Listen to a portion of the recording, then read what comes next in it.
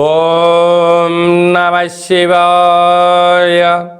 ఓం నమో నారాయణాయ. ఓం శ్రీ స్వర్ణాకర్షణ కాల భైరవాయ నమో నమః. ఓం ఒటుక కాల భైరవాయ నమో నమః. ఓం శ్రీ నరదృష్టి నివారణ కాల భైరవాయ నమో నమః. మా ఛానల్కి స్వాగతం. చూస్తున్న వీక్షకులకు ప్రేక్షకులకు ప్రియ కాళభైరవ భగవద్బంధులకి స్వాగతం పలుకుతూ మమ్మల్ని ఎంతగానో ఆదరిస్తూ ఉండబడిన ప్రియ సోదరీమణులకు సనాతన ధర్మ సంరక్షకులకు జ్యోతిష అభిమానులకు స్వాగతం పలుకుతూ 2024వ సంవత్సరం జనవరి నెలలో నూతన ఆంగ్ల సంవత్సర శుభాకాంక్షలు. 1వ తారీఖు నుండి 15వ తారీఖు వరకు పుట్టినటువంటి వారందరికీ కూడా అడ్వాన్స్గా జన్మదిన శుభాకాంక్షలు. ఈ నూతన ఆంగ్ల సంవత్సర ప్రారంభకాలం నుంచి జనవరి నుండి డిసెంబర్ వరకు అందరికీ విద్య, ఉద్యోగ, వ్యాపార, రాజకీయ, సేవా రంగాలలో ఎలాంటి అష్టకష్టాలు లేకుండా అష్ట ఐశ్వర్యాలను ప్రసాదించాలని నరదృష్టి నివారణ కాళభైరవ స్వామిని వేడుకుందాం. 1వ తారీఖు 1వ నెల 2024 నుండి 15/1/2024 వరకు ద్వాదశ రాశిలో గ్రహ గమనాన్ని ఒకసారి వీక్షింపచేద్దాం.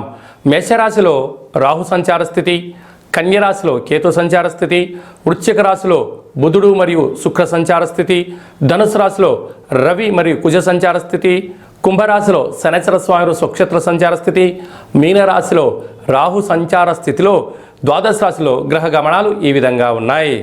తులారాశి వారు నూతన ఆంగ్లనామ సంవత్సరంలో అష్టమి అమావాస్య తిథి యందు ఎలాంటి విధినాలు పాటించాలో ఈ వీడియోలో తెలుసుకుందాం. తులారాశిలో ఏ నక్షత్రాలు వస్తాయనగా చిత్తా నక్షత్రంలోని 3వ పాదం, 4వ పాదం, స్వాతి నక్షత్రంలోని 4 పాదాలు, విశాఖ నక్షత్రంలోని 1, 2, 3 పాదములు కలిపితే తులారాశి. చాలామందికి పుట్టినటువంటి కాల సమయంలో డేట్ ఆఫ్ బర్త్లో లేనటువంటి ఏకైక కారణం చేత పేరు యొక్క మొదటి అక్షరాన్ని అనుసరిస్తూ ఆ రాశిని తెలుసుకునే ప్రయత్నం అవుతుంది. అవి ఏ అక్షరం ఒకసారి పరిశీలన చేద్దాం. రా, రీ, శ్రీ, రు, రే, రో, తా, తి, తు, తే అక్షరాల వారందరూ కూడా తులారాశి జాతకులే. తులారాశి యొక్క అధిపతి శుక్రుడు. వీరికి ధనావాకు కుటుంబ స్థానంలో బుధ శుక్ర సంచార స్థితి ఉండడం వలన ధనపరమైనటువంటి యోగము, వృత్తులలో, ఉద్యోగాల్లో, వ్యాపారాల్లో, నూతన పెట్టుబడుల్లో, బ్యాంక్ లోన్లు అందడము, గృహ భవన నిర్మాణ క్రయ విక్రయాల్లో అదృష్టవంతులు వీరి అని చెప్పడంలో ఏమాత్రము సందేహమే లేదు.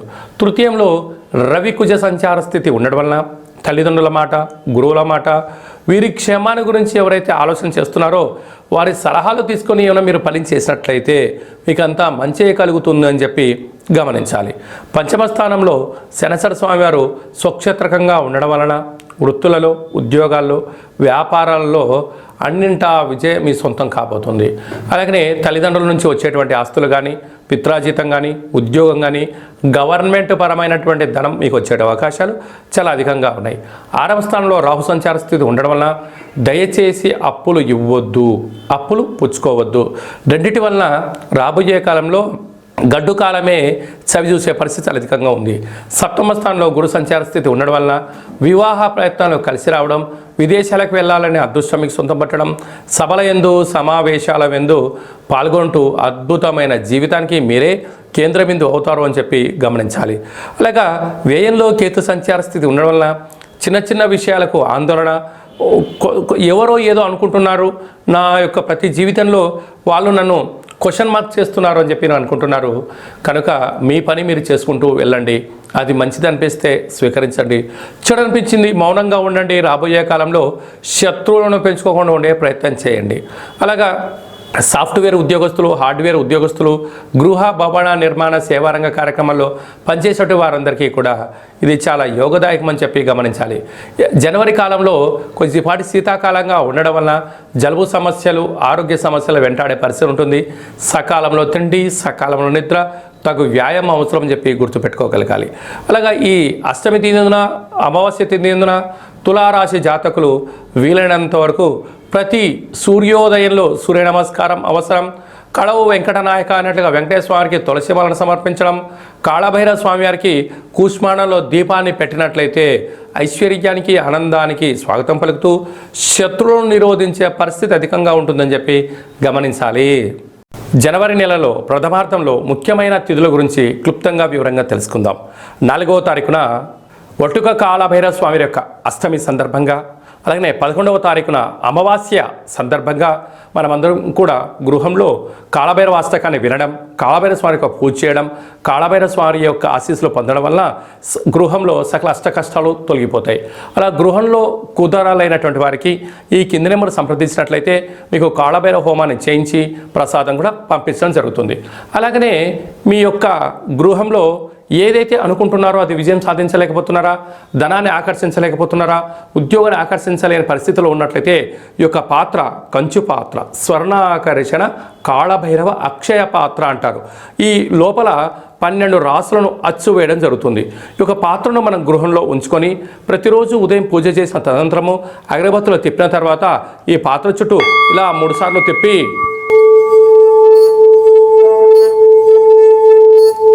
ఇలా తిప్పడం వలన పాత్రలోంచి శబ్దం రావడం ప్రారంభిస్తుంది. ఈ యొక్క శబ్ద తరంగాల ద్వారా గృహంలో నరదృష్టి శత్రు ప్రభావాలు తొలగిపోతాయని చెప్పి కూడా మీరు గమనించగలగాలి. యంత్ర మంత్ర తంత్ర తాంత్రిక ప్రయోగ దోషాలు, నరదృష్టి దోషాలు తొలగిపోయి ఈ శబ్ద తరంగాల ద్వారా గృహంలో మనం ఏదైతే అనుకుంటామో అన్నింటా విజయం కాళభైరవ స్వామి చేయించడం జరుగుతుంది. మనకు ఈ యొక్క అక్షయ పాత్ర మరియు ఒక కాళభైరవ స్వామి యొక్క పిరమిడ్ని, కంకణాన్ని, డాలర్ని, ఒక ఉట్టిని, ఒక కాళభైరవ హోమాన్ని చేయించి మీకు పంపించడం జరుగుతుంది. కనుక ఈ యొక్క పాత్ర మన గృహంలో 100 సంవత్సరాలు పదిలంగా ఉంటూ మనల్ని, మన కుటుంబాల్ని, మన వ్యాపారాల్ని, మన సంస్థల్ని నిత్యము రక్షిస్తుందని చెప్పి గమనించాలి. ఆసక్తి గలవారు ఈ కింద నెంబర్ సంప్రదించి ఈ యొక్క అక్షయ పాత్రను సొంతం చేసుకోగలరు. అలాగనే ఈ 2023వ సంవత్సరం 31వ తారీఖు ఆదివారం రోజు వచ్చింది.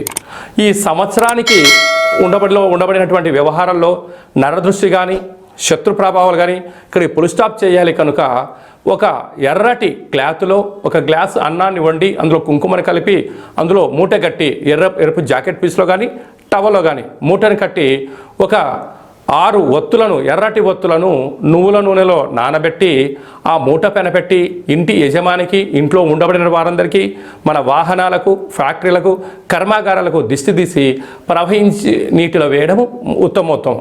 ప్రవహించే నీరు లేకపోతే ఎవరు తొక్కనటువంటి స్థలంలో వేయండి. ఈ సంవత్సరంలో ఉండబడినటువంటి ఈర్ష్య, ద్వేషం, పగ, ప్రతీకారాలకు, నరదృష్టికి ఇది పుల్ స్టాప్ అని చెప్పి గమనించాలి. అలాగనే 1వ తారీఖు 1వ నెల 2024 మనకు సోమవారం రోజు ప్రారంభం అవుతుంది. కనుక ఈ 24వ సంవత్సరం అంతను కూడా ఎవరికి ఎలాంటి అష్టకష్టాలు లేకుండా అష్టైశ్వర్యాలకు స్వాగతం పలకాలి అన్నట్లయితే మనము 1వ తారీఖు నుండి 15వ తారీఖు వరకు మీకు వీలున్నప్పుడు ఒక తెలుపు క్లాత్ తీసుకొని తెల్లటి అన్నాన్ని అందులో ఏర్పాటు చేసి తెల్లటి ఆవాలను అందులో కలిపి ఒక 10 ఒత్తులను కొబ్బరి నూనెలో నానబెట్టి ఆ మూట పైన పెట్టి దిష్టి తీసి ప్రవహించే నీటిలో కానీ చివరి తొక్కని ప్లేస్లో వేసినట్లయితే సర్వము మీ వశీకరణ అవుతుందని చెప్పి గమనించాలి. విద్యార్థులకు విద్య, ఉద్యోగస్తులకు ఉద్యోగము, వివాహం కాని వారికి వివాహము, సంతానం లేని వారికి సంతానం, అంటే మీకు ఏదైతే సమస్య ఉందో అవి నెరవేరాలని చెప్పి దిష్టి బయట వేసినట్లయితే ఈ కొత్త సంవత్సరం అంతను కూడా అద్భుతమైన ఐశ్వర్యానికి మీరు స్వాగతం పలుకుతారు.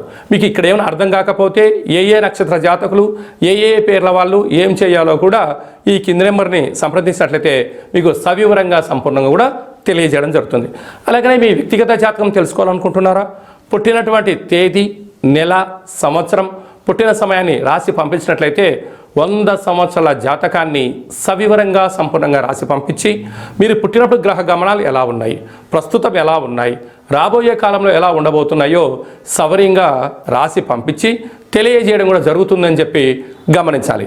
అలాగనే చాలామందికి పుట్టినటువంటి కాల సమయంలో డేటా ఆఫ్ బర్త్లో లేనటువంటి వారికి మీ పేరు యొక్క మొదటి అక్షరాన్ని అనుసరిస్తూ గవ్వల ద్వారా అనగా రమణ శాస్త్రం ద్వారా కాళభైరవ ఉపాసన చేత భూత, భవిష్యత్, వర్తమానాన్ని తెలియజేయడం కూడా మీకు జరుగుతుందని చెప్పి గమనించాలి. కనుక వ్యక్తిగత జాతకం కానీ అలాంటిది ఏదైనా తెలుసుకోవాలనుకున్నట్టయితే ఈ కింద నెంబర్ సంప్రదించినట్లయితే వాట్సాప్ ద్వారా కానీ, ఆన్లైన్ ద్వారా కానీ, ఆఫ్లైన్ ద్వారా కానీ, ఫోన్ కాల్ ద్వారా సంప్రదించినట్లయితే అపాయింట్మెంట్ తీసుకొని సంప్రదించగలరు. మీకు ఆధ్యాత్మిక సలహాలు, సూచనలు ఇవ్వడం జరుగుతుంది. అలాగనే మీ యొక్క అబ్బాయి కానీ అమ్మాయికి కానీ ఎంత గట్టి ప్రయత్నం చేసినా వివాహం అవ్వడం లేదా, వచ్చేటువంటి సంబంధం ఎందుకు ముడిపడట్లేదా అనేటువంటి విషయాన్ని కూడా మనం తెలుసుకోవచ్చు. కనుక ఎందుకు సంబంధం రావట్లేదు, వచ్చేటువంటి వధువు వరుడు యొక్క జాతకాలు కలుస్తున్నాయా, వారికి సంతాన యోగం ఉందా, రాజయోగం ఉందా, ఎలాంటి యోగాలు కూడా తెలియజేయడం జరుగుతుంది. అలాగే గతంలో వివాహమైన దంపతులు నిత్యం తరచూ గొడవ పడుతున్నారా, కొన్ని యొక్క జాతకంలో స్వల్పమైన మార్పులు చేయడం వల్ల ఈ పోలీస్ స్టేషన్లు, గొడవలు, కోర్టు కేసుల నుంచి విముక్తి చెంది సుఖవంతమైన ప్రశాంతవంతమైన జీవనానికి స్వాగతం పలకడానికి సూచనలు ఇవ్వడం జరుగుతుంది. మీ యొక్క అబ్బాయి కానీ, అమ్మాయి కానీ, మనవడు కానీ, మనవడు కానీ పుట్టినట్లయితే పేరు యొక్క మొదటి అక్షరం ఏం పెట్టుకోగలగాలి, పేరులో ఉండబడిన బలం ద్వారా వారికి ఎలాంటి ఫ్యూచర్ ఉంటుందో చిన్నపిల్లల యొక్క పేర్లను, ఆధ్యాత్మికమైనటువంటి నామాలను తెలియజేయడం జరుగుతుంది. కనుక చాలామందికి కాళభైరవ మంత్ర ఉపదేశం ఎలా చేయాలి, కాళభైరవ మంత్ర సాధన ఎలా చేయాలి, అష్ట కష్టాల్ని మనమే స్వయంగా ఎలా తగ్గించుకోగలగాలో అనుకుంటున్న వారందరూ కూడా మన యొక్క దేవాలయంలో కాళభైరవ మంత్ర ఉపదేశం చేయడం జరుగుతుంది. మంత్ర సాధన ఎలా చేయాలో కూడా ఏర్పాటు చేయడం జరుగుతుంది. కనుక ఆసక్తి గలవారు ఈ కిందని మనం సంప్రదించి స్వామి యొక్క ఆశీస్సులు పొందగలరు. ఈ యొక్క నూతన ఆంగ్ల సంవత్సర ప్రారంభంలో అందరికీ శుభం, జయం, లాభం కలగాలని ఆశీర్వదించడం జరుగుతుంది. ఓం కాళకాలాయ విద్మహే కాళాతీతాయ ధీమహి తన్నో శ్రీ స్వర్ణాకర్షణ నరదృష్టి నివారణ కాళభైరవ దేవత అనుగ్రహ ప్రసాద సిద్ధిరస్తు తదాస్తు. ఈ వీడియో మీకు నచ్చినట్టయితే లైక్ చేయండి, షేర్ చేయండి, మా ఛానల్ని సబ్స్క్రైబ్ చేసుకోండి. మేము చేస్తున్న ఆధ్యాత్మిక వీడియోలు అందరికన్నా ముందుగా మీకు నోటిఫికేషన్ రావాలి అన్నట్టయితే గంట సింబల్ ప్రెస్ చేయండి, పైన ఆల్ అని బటన్ని తెలియచేయండి. ఈ భక్తి సమాచారాన్ని భగవద్బంధులకు, మిత్రులకు, స్నేహితులకు చేరవేయండి. సనాతన ధర్మాన్ని పరిరక్షించండి.